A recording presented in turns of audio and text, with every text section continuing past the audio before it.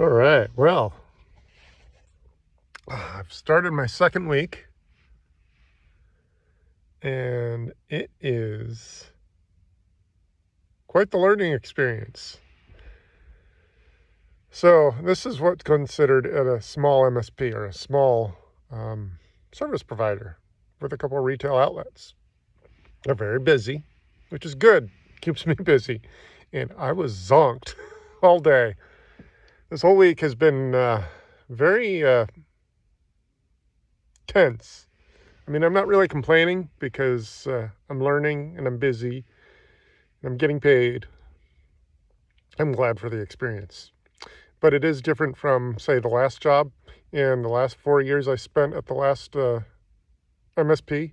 So the difference in size is the kind of management you experience. So there was a lot more downtime in the prior job and a lot less over your shoulder management. I don't want to say I'm micromanagement. Uh, I'm not. Yeah, I'm not complaining about micromanagement at this job because it's just a different style of management and it's required. There we go. It's required for the size of the company because the jobs are smaller. There's more attention on all the jobs, or there's fewer jobs. So when you're on a big MSP, you have a myriad of things to take care of, and you're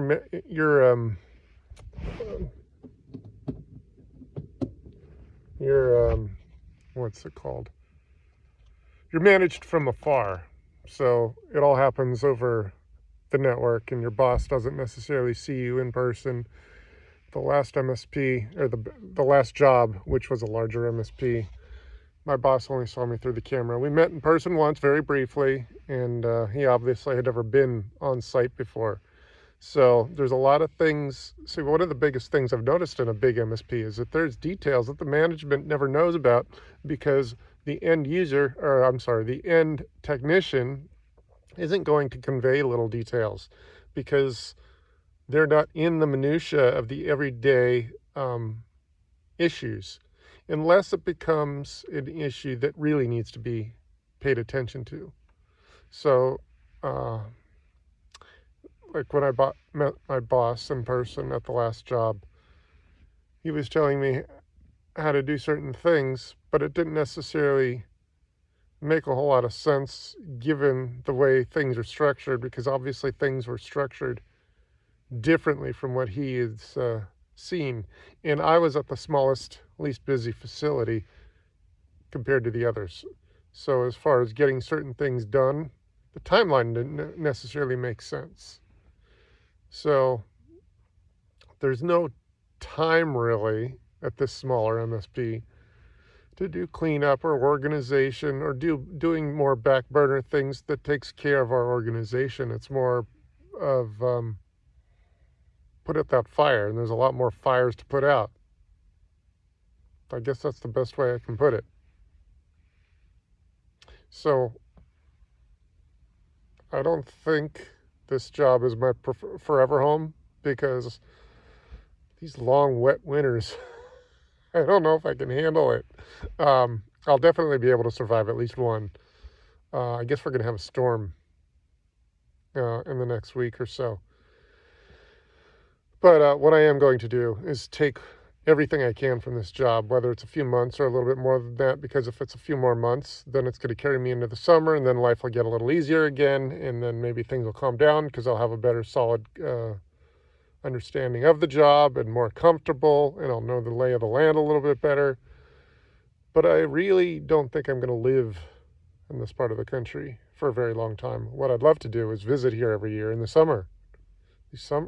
These winters are just a little too uncomfortable for my style. I'm not complaining as a wimp because I can handle it, but it's tonight it's about 40.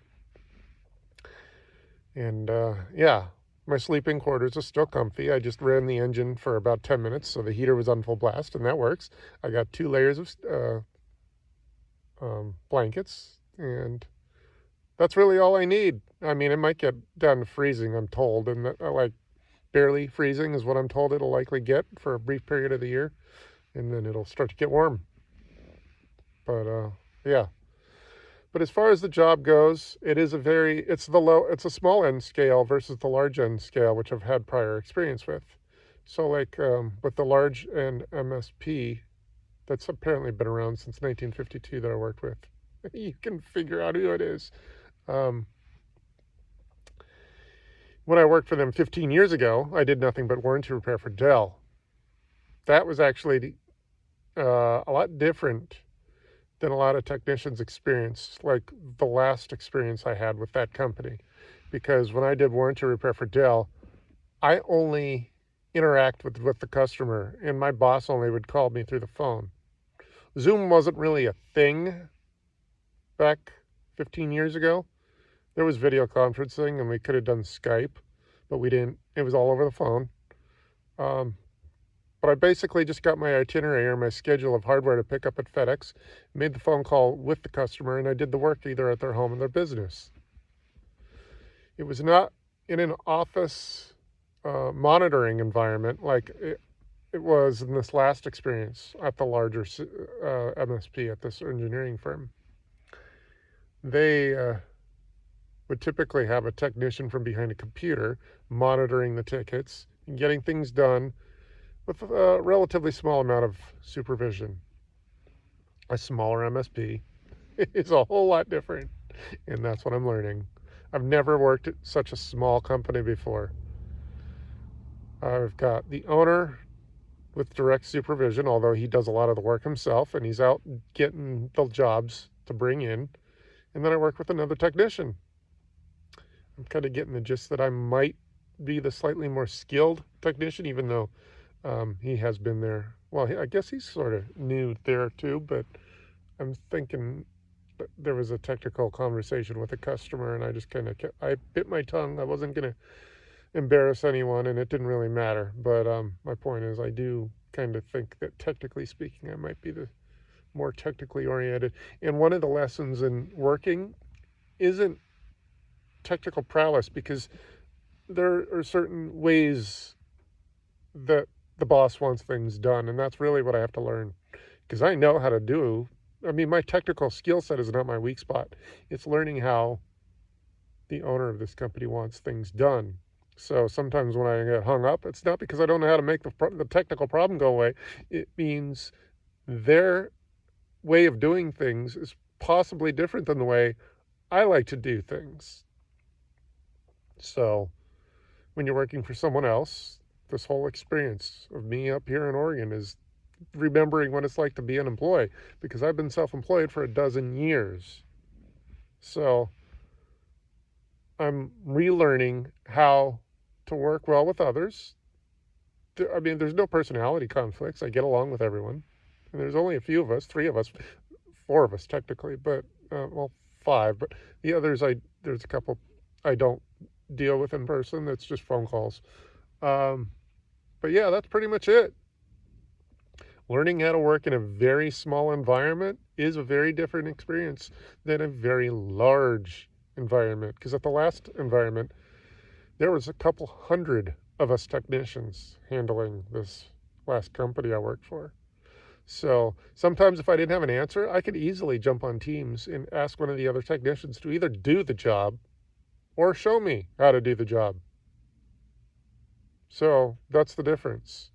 When you're in a very small environment, your other technician is too busy to drop everything.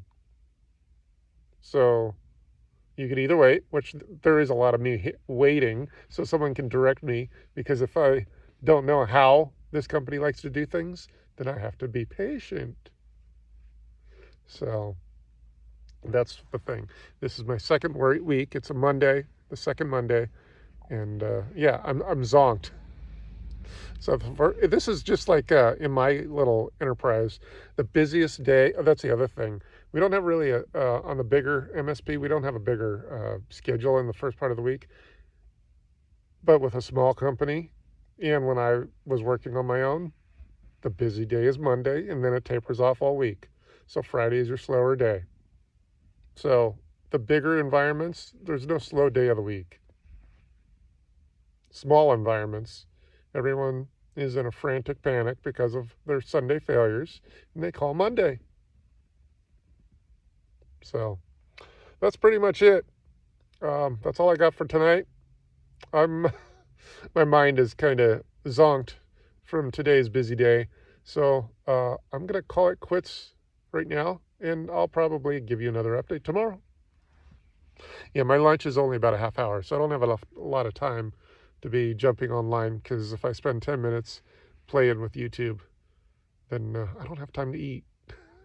So, yeah, this job, it's 7.5 hours of work during the day, so I only get a half hour of lunch, not an hour of lunch like the last job, which was 8 hours. Oh, what I noticed is I got an email from the headhunter.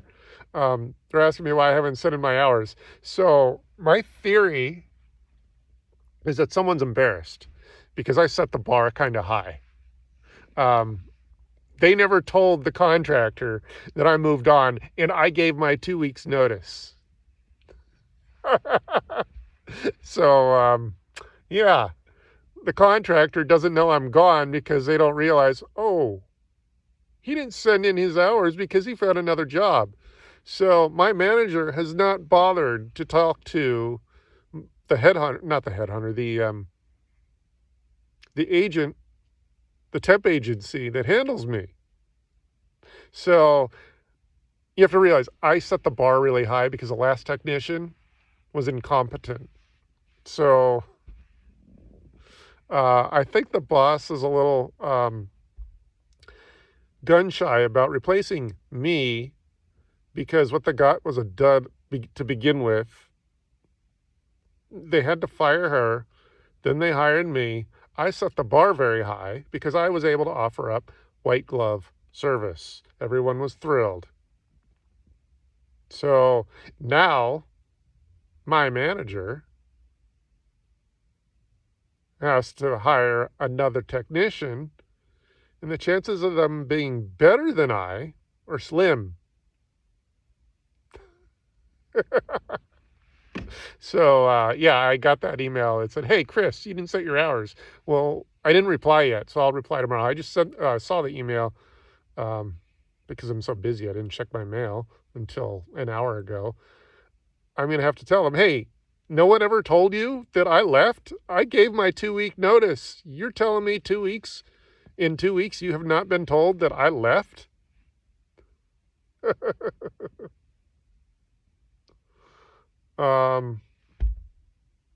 Yeah. So that's what happens. That's the side effect of hiring someone through a temp agency. They were paying $20 an hour, and they got $20 service from the first technician. They got white glove treatment when they hired me, and I told them I had to leave because I was not accustomed to that wage. I only took that job because it was an emergency fulfillment. I came up to Oregon for a 6-figure opportunity.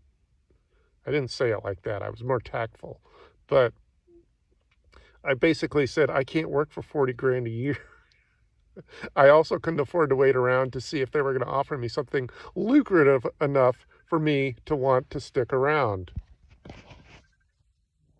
So, yeah, that's pretty much it. Someone's trying to call me on Facebook Messenger. I don't know if you guys can hear that buzzing, but yeah, that's pretty much it. So just think about that when getting hired for an agency, through an agency, because you're only earning half of what the job is worth. I mean, it's not necessarily half, but it often is. So don't lean on it because you're leaving money on the table when you have the skills to go get a more permanent job. Go get a job as a temp because you need it on a short period of schedule, on a short period, because you need to go get a full-time job that actually pays market rate if you're going to stick around long term. Yeah, that's pretty much what I wanted to say. So, yeah. All right, that's it. Good night, everyone.